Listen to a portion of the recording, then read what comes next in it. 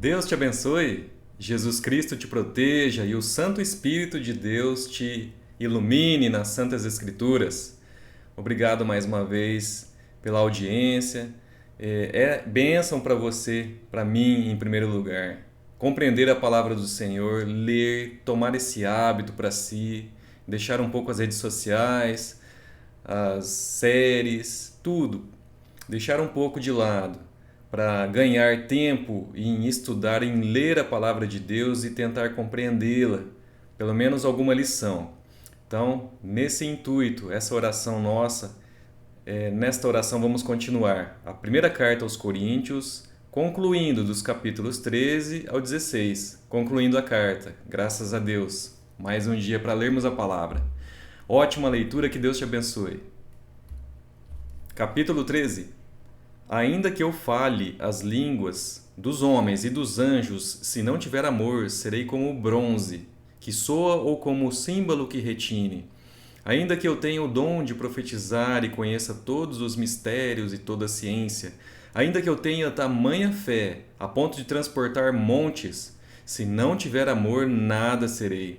E ainda que eu distribua todos os meus bens entre os pobres, e ainda que entregue o meu próprio corpo para ser queimado, se não tiver amor, nada disso me aproveitará. O amor é paciente, é benigno. O amor não arde em ciúmes, não se ufana, não se ensoberbece, não se conduz inconvenientemente, não procura os seus interesses, não se exaspera, não se ressente do mal, não se alegra com a injustiça, mas regozija-se com a verdade. Tudo sofre, tudo crê, tudo espera, tudo suporta. O amor jamais acaba, mas havendo profecias, desaparecerão. Havendo línguas, cessarão. Havendo ciência, passará. Porque em parte conhecemos e em parte profetizamos.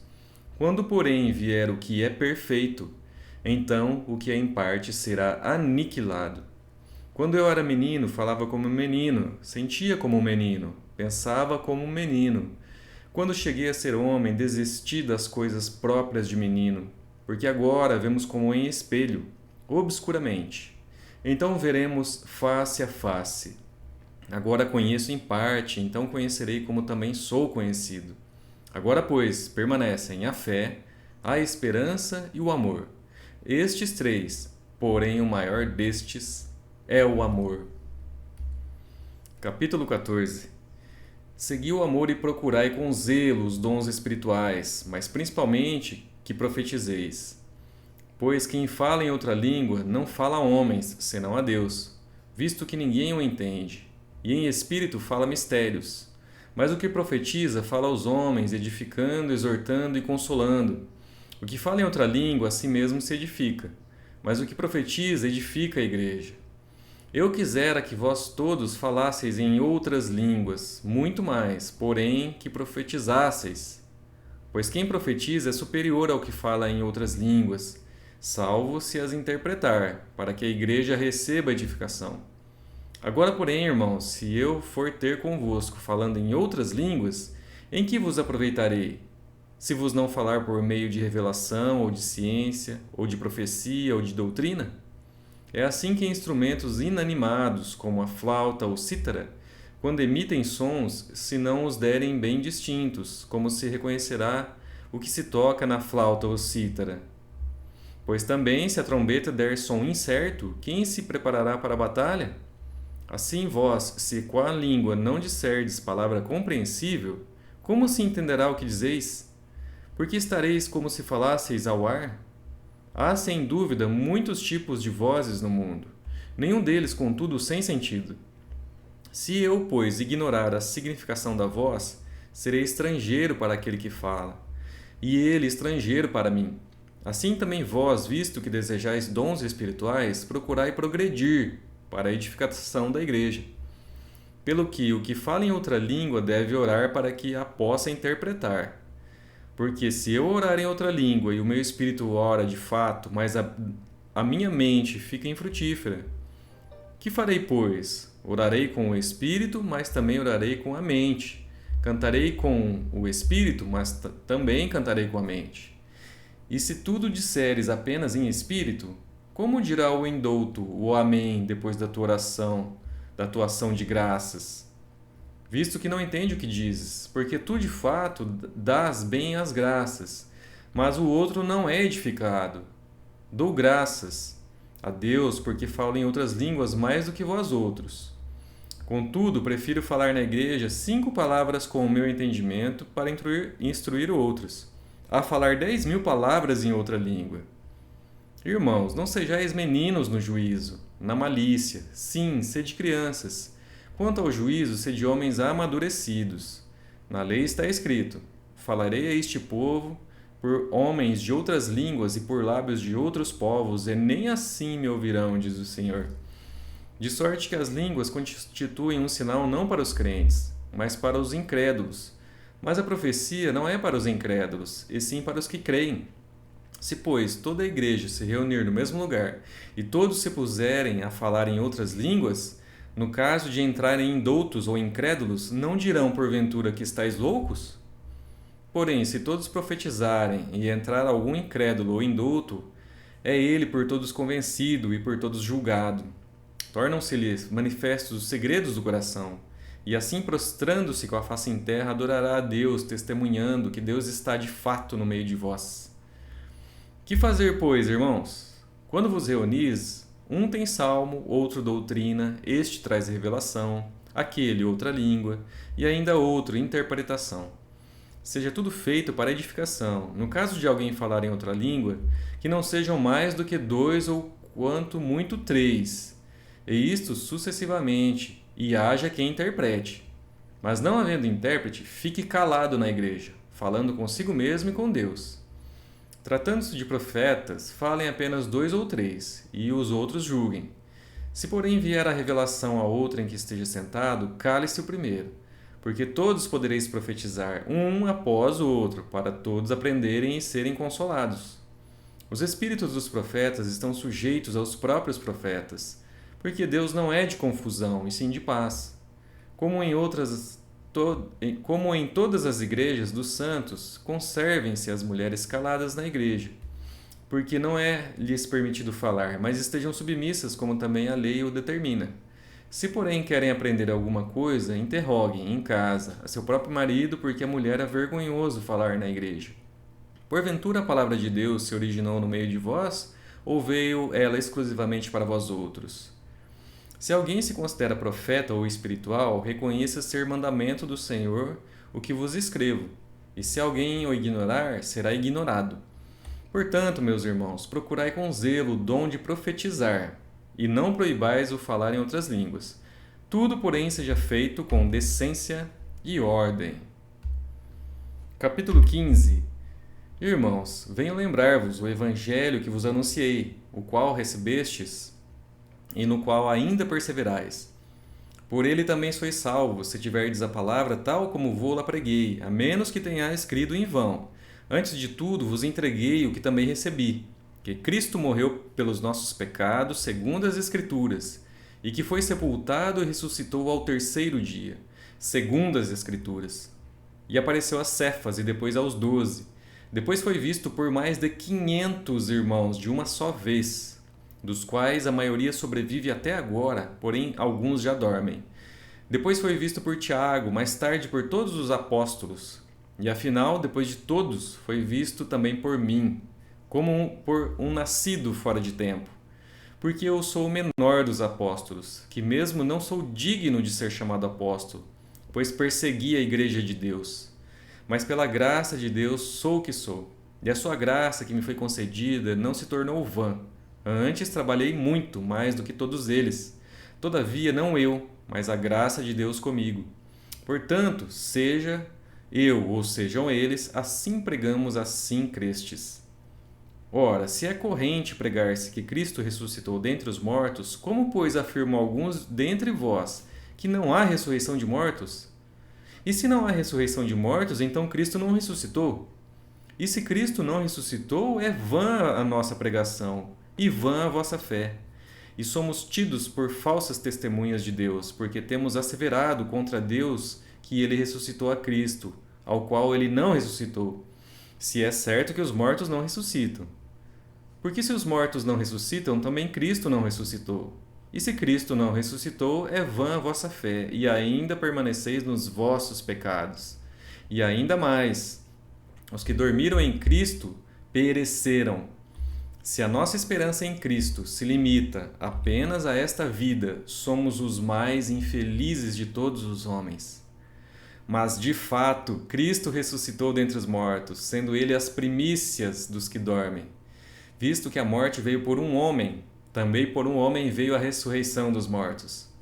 Porque assim como em Adão todos morrem, assim também todos serão vivificados em Cristo, cada um, porém, por sua própria ordem. Cristo as primícias, depois os que são de Cristo, na sua vinda. E então virá o fim, quando ele entregar o reino ao Deus e Pai. Quando houver destruído todo o principado, bem como toda potestade e poder, porque convém que ele reine até que haja posto todos os inimigos debaixo dos pés. O último inimigo a ser destruído é a morte, porque todas as coisas sujeitou debaixo dos pés. E quando diz que todas as coisas lhes estão sujeitas, certamente exclui aquele que tudo lhe subordinou. Quando, porém, todas as coisas lhe estiverem sujeitas, então o próprio Filho também se sujeitará àquele que todas as coisas lhe sujeitou, para que Deus seja tudo em todos. De outra maneira, que farão os que se batizam por causa dos mortos? Se absolutamente os mortos não ressuscitam, por que se batizam por causa deles? E por que também nós nos expomos a perigos a toda hora? Dia após dia morro. Eu o protesto, irmãos, pela glória que tenho em vós outros, em Cristo Jesus nosso Senhor. Se como homem lutei em Éfeso com feras, que me aproveita isso? Se os mortos não ressuscitam, comamos e bebamos, que amanhã morreremos. Não vos enganeis. As más conversações corrompem os bons costumes. Tornai-vos à sobriedade, como é justo, e não pequeis, porque alguns ainda não têm conhecimento de Deus, e isto digo para a vergonha vossa. Mas alguém dirá: como ressuscitam os mortos? Em que corpo vêm? Insensato, o que semeais não nasce se primeiro não morrer. E quando semeias, não semeias o corpo que há de ser, mas o simples grão, como de trigo ou de qualquer outra semente. Mas Deus lhe dá corpo como lhe aprouve dar, e a cada uma das sementes o seu corpo apropriado. Nem toda carne é a mesma. Porém, uma é a carne dos homens, outra a dos animais, outra a das aves e outra a dos peixes. Também há corpos celestiais e corpos terrestres, e sem dúvida, uma é a glória dos celestiais e outra a dos terrestres. Uma é a glória do sol, outra a glória da lua e outra a das estrelas, porque até entre estrela e estrela há diferenças de esplendor. Pois assim também é a ressurreição dos mortos. Semeia-se o corpo na corrupção, ressuscita na incorrupção. Semeia-se em desonra, ressuscita em glória. Semeia-se em fraqueza, ressuscita em poder. Semeia-se corpo natural, ressuscita corpo espiritual. Se há corpo natural, há também corpo espiritual. Pois assim está escrito: o primeiro homem, Adão, foi feito alma vivente. O último homem, porém, é espírito vivificante. Mas não é primeiro o espiritual, e sim o natural, depois o espiritual. O primeiro homem formado da terra é terreno, o segundo homem é do céu. Como foi o primeiro homem, o terreno, tais são também os demais homens terrenos. E como é o homem celestial, tais também os celestiais. E assim como trouxemos a imagem do que é terreno, devemos trazer também a imagem do celestial. Isto afirma, irmãos, que a carne e o sangue não podem herdar o reino de Deus, nem a corrupção herdar a incorrupção. Eis que vos digo um mistério. Nem todos dormiremos, mas transformados seremos todos, num momento, num abrir e fechar de olhos, ao ressoar da última trombeta. A trombeta soará, os mortos ressuscitarão incorruptíveis, e nós seremos transformados. Porque é necessário que este corpo corruptível se revista da incorruptibilidade, e que o corpo mortal se revista da imortalidade.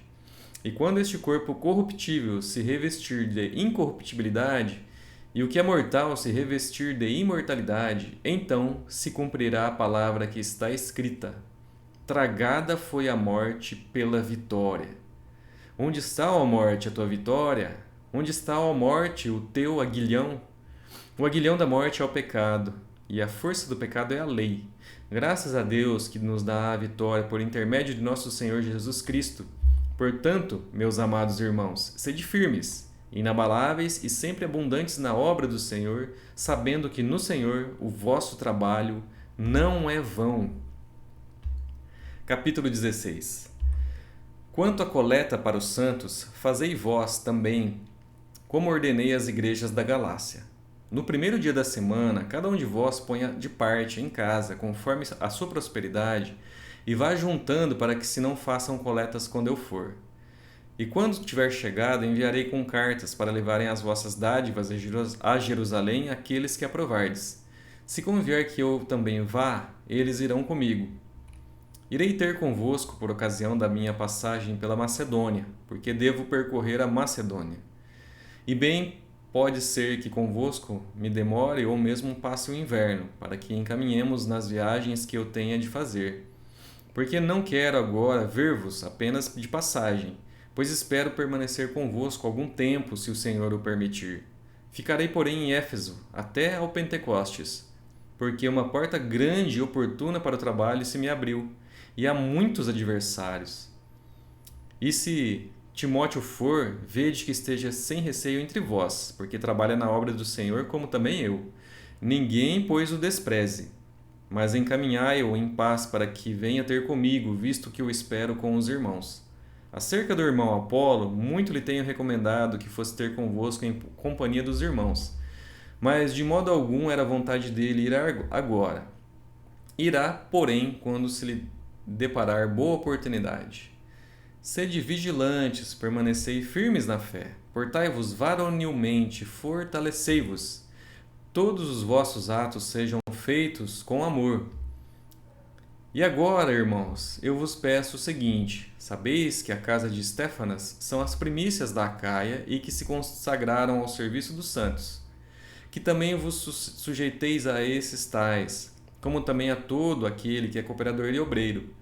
Alegro-me com a vinda de Estéfanas e de Fortunato e de Acaico, porque estes supriram o que da vossa parte faltava, porque trouxeram refrigério ao meu espírito e ao vosso. Reconhecei, pois, a homens como estes. As igrejas da Ásia vos saúdam. No Senhor muito vos saúdam Áquila e Priscila, e bem assim a igreja que está na casa deles. Todos os irmãos vos saúdam. Saudai-vos uns aos outros com o ósculo santo. A saudação escrevo-a eu, Paulo, de próprio punho. Se alguém não ama o Senhor, seja anátema. Maranata, a graça do Senhor Deus seja convosco. O meu amor seja com todos vós, em Cristo Jesus. Graças a Deus, concluímos a primeira carta aos Coríntios. Obrigado por ficar aqui conosco na leitura. E amanhã, se Deus quiser, vamos começar a segunda carta aos Coríntios. Se Deus nos permitir, você vai aprender um pouco mais da palavra de Deus e espero mais uma vez e oro para que você aprenda alguma lição para a sua vida e a pratique, porque a palavra de Deus é o nosso manual de fé e de prática.